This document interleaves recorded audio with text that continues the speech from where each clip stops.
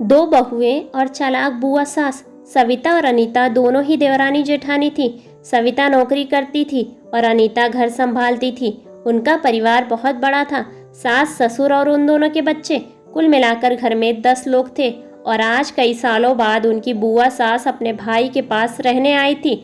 सुबह उठते ही बुआ जी ने देखा सविता जल्दी जल्दी अपना काम निपटा रही थी। अनीता ने सबके लिए नाश्ता बनाया, जिस नाश्ते को सविता ने सबको परोस दिया। इसके बाद सविता ने खुद अपना टिफिन पैक किया और ऑफिस चली गई। अनीता ने फिर दोपहर का खाना बनाया और थोड़ी देर बैठ गई अपनी सास और बुआ सास के पास। बुआ सास से रहा नहीं गया और अनीता से बोली, छोटी बहू, तेरी जेठानी सविता तुझ पे बड़ा हुक्म चलाती है। सुबह से देख रही हूँ रसोई घर में तू ही लगी हुई है और वो महारानी दिखावा करने के लिए सबको नाश्ता परोस रही थी जैसे उसी ने बनाया हो। ये सुनते ही अनीता ने अपनी बुआ सास की तरफ देखा और बड़े प्यार से कहा, नहीं, ऐसी कोई बात नहीं है बुआ जी, सविता दीदी बहुत ही अच्छी है।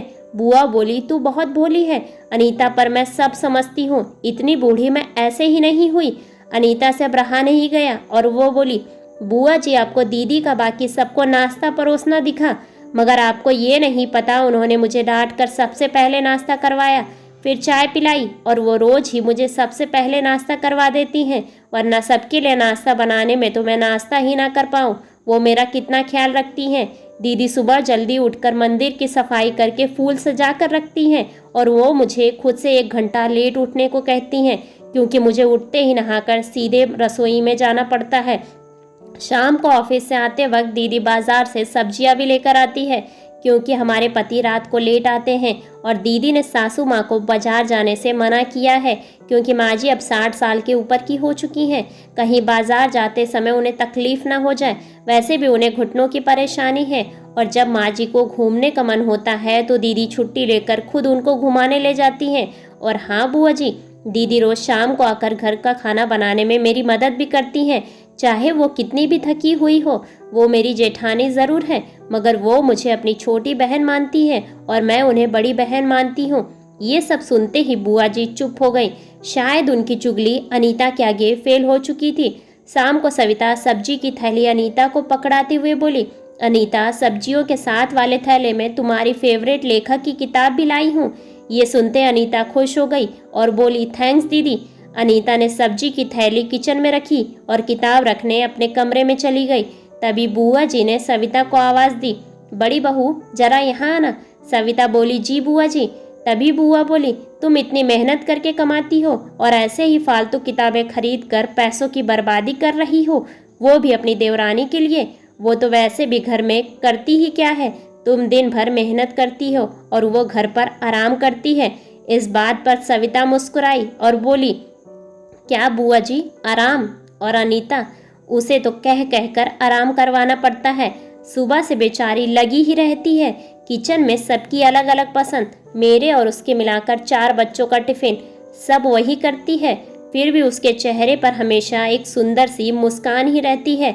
सुबह की चाय पीने का भी समय नहीं रहता उसे। और जब दोपहर में बच्चे आते हैं, फिर उनका खाना, उनकी पढ़ाई, सब वही देखती है। वो है, इसलिए मुझे बच्चों की चिंता भी नहीं रहती है और मैं अपना पूरा ध्यान ऑफिस में लगा पाती हूँ। कुछ दिनों पहले ही प्रमोशन मिला है। मम्मी पापा की दवाई कब खत्म हुई है और कब लाना है, ये सब वही ध्यान रखती है। घर पर भी कभी कोई रिश्तेदार आता है, उनकी सेवा भी वही करती है। और बुआ जी, घर पर रहकर घर और बच्चों को संभालना कोई छोटी बात नहीं। मेहमानों की भी आवभगत अनीता बिना किसी शिकायत के करती है। उसे तो बस पढ़ने का ही शौक है। फिर क्या मैं अपनी छोटी बहन की छोटी सी इच्छा भी पूरी नहीं करूँगी? अगर उसकी इच्छा मैं पूरी नहीं करूँगी तो कौन करेगा? अब तो बुआ की पूरी तरह से बोलती बंद हो चुकी थी। फिर सविता भी अपने कमरे में चली गई। ये सारी बातें सविता की सास पीछे खड़ी होकर सुन रही थी। वो बुआ के पास आकर बोली, दीदी, ये दोनों देवरानी जेठानी ज़रूर हैं, मगर इनका प्रेम 2 सगी बहनों से भी बढ़कर है। ये दोनों ही एक दूसरे का अधूरापन पूरा करती हैं। मेरे घर की मजबूत नींव है ये दोनों। पहले मैं भी एक बुरी सास थी और हमेशा इनको लड़ाने की सोचती थी, लेकिन इनके प्रेम के आगे मैं भी पिघल गई। और वैसे भी इनको लड़वा कर नुकसान तो हमारे घर का ही है, इसलिए मैं भी इनके प्रेम में मिल चुकी हूँ।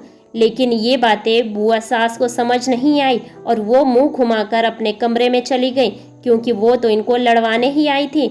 लेकिन सविता और अनीता जैसी बहुओं के बीच दरार पैदा करना नामुमकिन था। ऐसे ही बेहतरीन कहानियों को पाने के लिए वीडियो को लाइक और चैनल को सब्सक्राइब करें और अपने विचार कमेंट्स बॉक्स में कमेंट्स करके हमें ज़रूर बताएं। धन्यवाद।